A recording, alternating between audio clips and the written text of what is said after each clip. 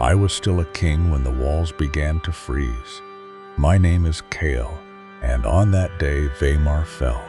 Snow swallowed the sky, the sun disappeared behind clouds thick as stone. Towers cracked under the weight of ice. I stood above the ramparts, giving orders like they still mattered. But below me, the world was already breaking.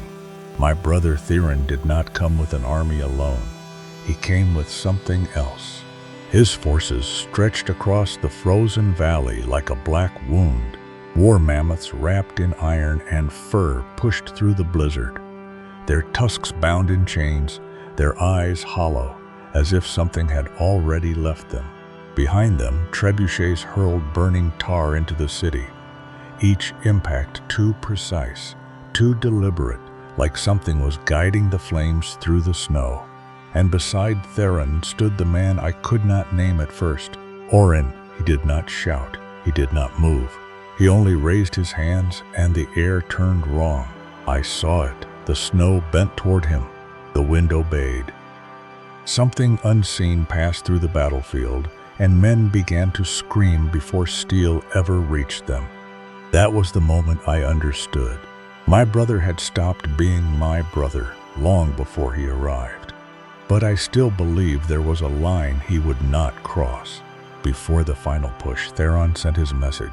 A soldier knelt before me, trembling, holding out a scroll.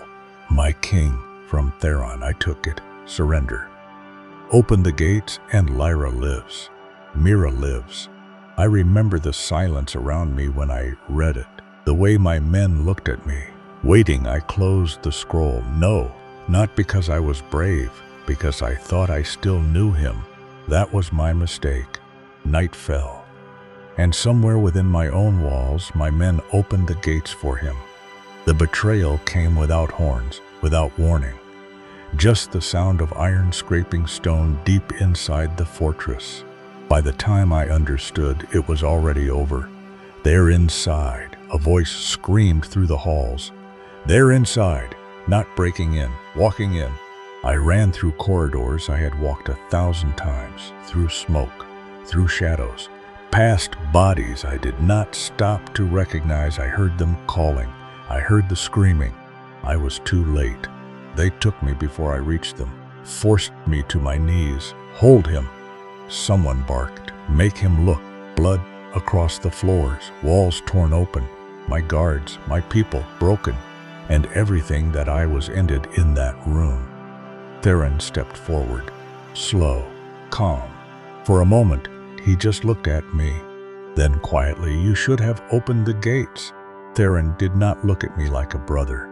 He looked at me like something he had already buried. Theron did not kill me. That would have been mercy. He chose something slower. Take him out, he said. Let them see what remains of a king. If you love dark fantasy tales where kings fall and monsters rise, hit the subscribe button now and subscribe to my channel. You won't want to miss what comes next. They dragged me from the palace like I was already dead. Chains around my wrists, iron biting into bone. I remember the cold before I even felt it. Sharp, absolute. They bound me to a post at the edge of the valley.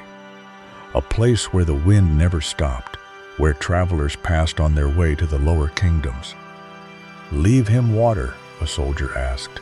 Enough to keep him breathing, Theron said without looking back. And that was how my reign ended. Not with a blade, with cold. Days passed, then weeks, then something worse than counting. The cold stripped me first. Skin cracked and bled. My fingers turned black at the edges. My body shrank against the chains until even breathing felt like work. People passed, merchants, soldiers, travelers. Some stopped, some laughed. That's him, that's the king. Others spat. Some threw stones, some just stared like I was something already gone. And still I did not die. Every day they brought water, frozen at the edges, just enough food scraps, barely edible, enough to keep the heart moving. Not enough to stand. That was his cruelty, not victory, preservation. Weeks turned into something empty, and slowly I understood. This was not punishment. This was erasure. Everything I was, stripped away, except memory, and that was the worst part, because I remembered everything he took. He came back after the cold had already broken me. I didn't see him arrive. I heard the horses first, the armor, the quiet that followed when everyone else stepped back. Then his shadow fell over me. Theron stood clean, untouched, as if the war had never reached him. Oren stood behind him, silent, watching, still alive. I tried to spit, nothing came out, only breath. He smiled faintly. I almost thought you would die early. That would have been disappointing. I said nothing. I had nothing left to say. He crouched slightly, just enough to meet my eyes. Do you remember the throne? The way Father looked at you? The way he never saw me? His voice was calm, too calm. I was always the shadow, the mistake, the one who bled for this kingdom while you smiled and waved. He leaned closer. Now look at it, it's mine, all of it. Just kill me, I whispered.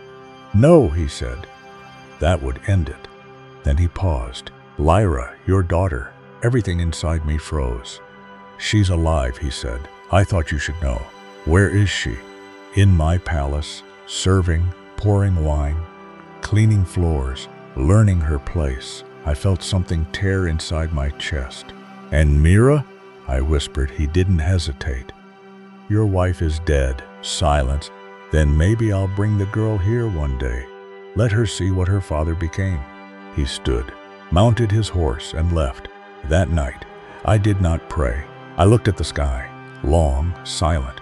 Then something inside me snapped. Where were you? I shouted. My voice tore through my throat, raw, broken, but louder than it had been in weeks. The wind swallowed the sound. No answer. I laughed. It came out wrong. You saw everything. You saw what he did. The chains pulled tight as I forced myself upright. My wife, my people, my child. And you did nothing. I stared into the sky as if I could force it to respond. I curse you, I roared. The words echoed and vanished. The silence that followed was absolute. Slowly I exhaled. Whatever strength was left in me drained out with it. I let my body fall back against the post, then slid down, chains rattling softly as I collapsed into the snow. My head dropped. No more words, no more prayers, just emptiness. Then something shifted. At first, I thought it was the wind, but there was no wind. The snow near my feet moved. I lifted my head slowly. It shifted again, closer now, not drifting, not falling, sliding. My breath caught. The snow parted slightly, revealing something beneath. Dark, smooth, moving, scales. It disappeared beneath the surface again. Before I could fully see it, I froze. More movement around me now. The snow began to gather, tightening, closing in like something unseen was drawing a circle. My eyes darted, trying to follow it. Then I felt it behind me, too close. I turned. She was already there, standing just beyond the reach of the chains, silent, watching. I hadn't heard her approach. I hadn't seen her rise. She was simply there. My breath stopped. Her face was human, perfect, still. But her eyes, not human, dark, vertical, unblinking. I tried to pull back, chains biting into my wrists. What are you? She didn't answer immediately. She studied me, slowly, carefully. Asking now, she said softly, after you've already called. I stared at her. I didn't call you. A faint tilt of her head. No? She stepped closer. The snow shifted beneath her, and this time I saw it clearly. She wasn't walking. Her body extended behind her, long, scaled, moving without sound across the ground. My chest tightened. Stay back, I said instinctively. Though I couldn't move, she stopped anyway. Not because I told her to, because she chose to. You spoke, she said, and something listened. I am simply what answered. Who are you? Sivra. The name settled into the silence. From beneath your mountains. I shook my head slightly, trying to understand. Why are you here? She stepped closer again, just enough. Because you are no longer protected. Her eyes narrowed slightly. You stopped believing. The words hit deeper than they should have. I said nothing. What do you want? She asked. I hesitated. For a moment, the old answer almost came. Then it burned away. I want him dead. No hesitation this time, no doubt. She watched me. Then slowly a smile appeared. Good, I can give you that. She moved closer, now within reach. How? Her expression didn't change. Not as you are. You are still too human. Then change that. Careful, she said. You don't understand what you are offering. I don't care. My voice didn't shake anymore. I have nothing left. She nodded slightly. Yes. Now you are ready. She leaned in closer. The one you hunt has already done this. That is why he cannot be killed like a man. My eyes narrowed. What do I need to do? She held my gaze. Give everything that remains. I didn't hesitate. Take it. A pause. Your soul. She spoke the word clearly. I met her eyes. Yes, no doubt, no fear. Just certainty. For the first time, she seemed satisfied. Then listen carefully. You do not become something else. Her fingers hovered close to my skin. Until you die as what you are. The words didn't land as fear, only clarity. Do it, I said. No hesitation, no turning back. Her eyes held mine for a moment longer. Then she struck. Pain exploded through my body as her fangs pierced my flesh. Fire surged through my veins. Violent, unstoppable, I screamed. My body locked, every muscle seized. I couldn't breathe. The world fractured around me. My heart slammed once, twice, slower, everything dimmed. Her face remained in front of me, calm, watching. Then the snow beneath me gave way, not collapsing, opening.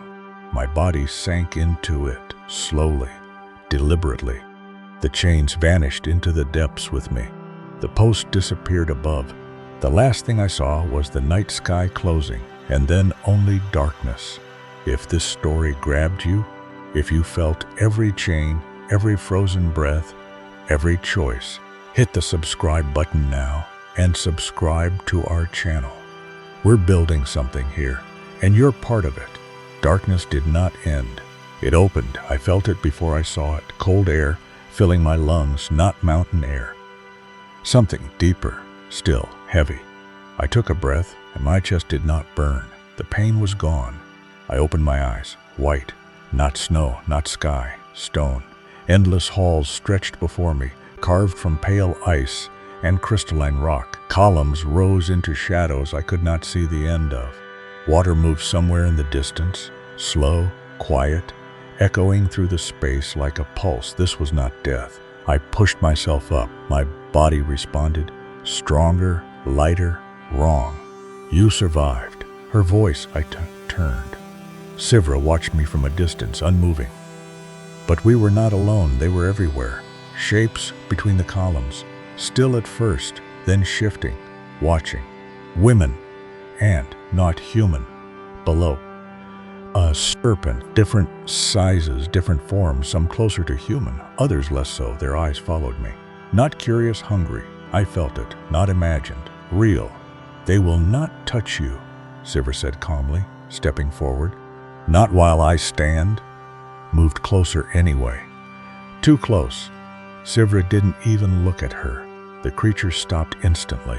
I understood. This was not her court. This was her control. Come. I followed, deeper. The light dimmed, the air thickened. The halls gave way to something older, rougher, carved not by hands, but by time. And then I saw them rose endless, bodies, half buried in ice. Some standing, some kneeling, some broken, not alive. Their skin was gone in places. Their bones exposed, their eyes black, empty. But they moved slightly as if breathing. The Frostworn. I stepped closer. One of them turned its head toward me, slow, deliberate. They do not obey words, Sivra said. They obey truth. I looked at her. What truth? She looked back at me. Yours. Silence settled, and something moved in the distance, behind the columns. Heavy, massive, A shadow slid across the far wall, a tail, thick, scaled, endless, gone as quickly as it appeared. I didn't ask, I didn't need to. Sivra stepped closer to me again. You will lead them. They will follow you, if you are worth following. She reached into the folds beside her and drew out a blade. Black. It did not reflect light, it swallowed it. This is the only thing that can end him. He will not die like a man. I felt its weight, not heavy, certain. Cut him down, he rises. Break him, he returns. But this, she held my gaze, will finish it. And them? I asked, nodding toward the Frostworn. She smiled, faintly. They are yours, if you can carry them. I stepped forward, toward them. They didn't move. Not yet. I felt it rising again. Not pain, not fear, something colder, deeper. I remembered everything, the throne, the blood, my daughter. Something in my chest shifted, and they reacted, heads lifting, bodies straightening. The ice around them began to crack, slowly, then all at once they turned toward me. Not summoned, drawn. Sivra watched in silence, and I understood. I was no longer asking for power. I was becoming it. At first they thought it was a storm. The horizon darkened slowly. Unnaturally, the wind shifted, carrying snow higher than it should have, thick enough to swallow the peaks. From the walls, the soldiers of Theron watched in silence. That's no storm. The ground below the fortress trembled. Theron stepped forward, his cloak pulling in the rising wind.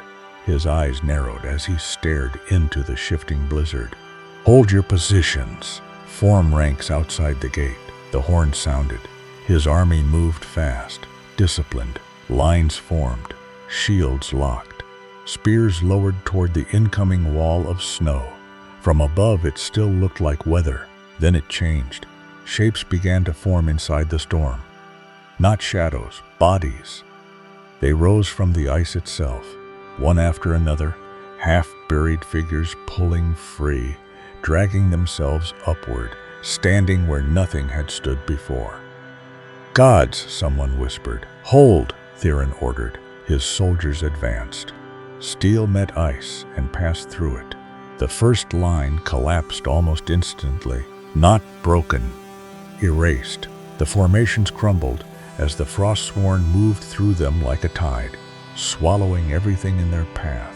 Then the mountain roared, not with wind, with something beneath it. The ground split open in violent bursts. Ice exploded upward as something massive surged through it, vanishing, reappearing, circling. It rose, Vorthak the worm. Its body tore through the battlefield, diving and emerging through the ice like it owned the earth itself. Each movement shattered what remained of Theron's forces. Now even the soldiers on the walls stepped back.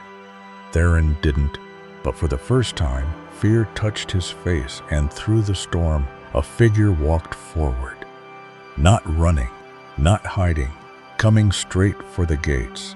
I walked through what was left of his army. They didn't try to stop me anymore. Those who could still stand moved aside. Those who couldn't disappeared beneath the ice. The storm followed me, not around me, with me. Each step felt heavier, not from effort, but from weight, from something beneath the surface. Answering to me, I could feel them, all of them, moving, waiting, listening. Ahead, the gates of Vaemar stood open, and behind them, him. Theron stepped out into the courtyard. Not alone. His hand gripped Lyra by the arm, pulling her close against him. A dagger pressed tight against her throat. The blade catching the dim light. She didn't struggle. She just looked at me. Pale, silent. Stay back. Theron's voice cut through the wind. One more step and she dies. I stopped, not because of him, because of her. Our eyes met. Father, she whispered. That was enough. Theron leaned closer to her, the blade pressing just enough to draw a thin line of blood. You see, he said, his voice lower now, almost calm. Look at you, look what you became. You abandoned your gods, your kingdom, your blood. I stepped forward anyway, slow, controlled. "So did you?" Something in his face twitched. For a moment, the mask slipped, and there we were again, not kings, not monsters, just two brothers standing where everything ended. Then, a sharp sound split the air, an arrow. It slammed into Theron's shoulder, punching through armor with a wet crack. His grip faltered, just for a second, and Lyra tore free. She stumbled, then ran past him, toward me. Theron ripped the arrow out with a snarl, blood running down his arm. His eyes flicked past me to the army behind. The Frostworn stood still, silent, waiting. I hadn't given an order I didn't need to. Theron understood. "Then come," he said, voice lower now, darker. "No more shields." I raised the blade. "No more lies." Theron did not fall the first time I cut him down. He rose again. Steel broke his bones. Ice drank his blood. Still he stood. "You see," he gasped, "you were never meant to win." I said nothing. I remembered her words, not the body, the heart. He came at me again, faster now, desperate. No strategy left, only rage, my throne, my kingdom. I stepped inside his strike and drove the blade into his chest, straight through the heart. For a moment, nothing happened. Then his eyes widened. "You chose this. So did you." And this time he did not rise. "You made it to the end." Most don't. That means something. Subscribe, because the next story is even darker, and you've earned the right to see it first. When Theron fell, the world didn't erupt. It stopped. The courtyard stood in silence, broken stone, blood, ice settling slowly into place, as if the city itself was holding its breath. Beyond the courtyard, behind a fractured column, Oren watched still. Silent, not a man caught in defeat, something else. Something that did not belong to this ending. For a brief moment, his gaze lingered on me, measuring, remembering. Then he turned away, like forces of his kind always do, not broken, only shift-shifting. For a moment I didn't move, then I heard it. "Father," I turned. Lyra stood a few steps away, no chains, no blade at her throat, just her, looking at me like she was trying to find something familiar in what was left. I took one step, then another. She ran, and when she reached me, she didn't stop. She collided into me. For a second, I didn't know what to do. Then my hand rose, and I held her, tightly, like I could still be human. "I thought you were dead." "I was," I said quietly. "They crowned her before the sun was gone. The same hall, the same throne, but everything else was different. The blood was gone, the bodies taken away, the banners raised again, and still it felt like a place that remembered." She stood before them, straight, unshaken, the weight of the crown settling onto her head. Lyra, Queen of Vaemar. Not because the kingdom survived, because she did. I stood beside her, but not as a king, as something already leaving. When it was over, when the voices faded and the hall emptied, she found me again. "You're not staying." "Not a question." I shook my head. Silence stretched between us. Her eyes searched mine. I looked at her, and for the first time, there was something I couldn't hide. "Because I already left, long before I came back." Her voice broke, just slightly. "Will I see you again?" I stepped closer, rested my forehead against hers. "No." This time she didn't cry. She just closed her eyes and held on. For one last moment, I left before night fully fell. No guards followed. No one tried to stop me. Outside the gates, the frozen wilds were waiting, and so was she. Sivra stood by the post, exactly where she found me, unchanged. "You kept your part," she said. I stopped in front of her. "So did you." For a moment, we just looked at each other. Then I stepped forward. No chains this time, no hesitation. The ice moved beneath our feet, slowly, deliberately. I didn't look back. The last thing I heard was the wind over the city I saved. The last thing I felt was her hand against mine. Then the mountain took us and closed. This is the first story. Oren is still out there, Lyra sits on a broken throne, and Kale is something else now. Do you want to see what happens next? Let me know in the comments. If this gets 200 likes, part 2 is happening.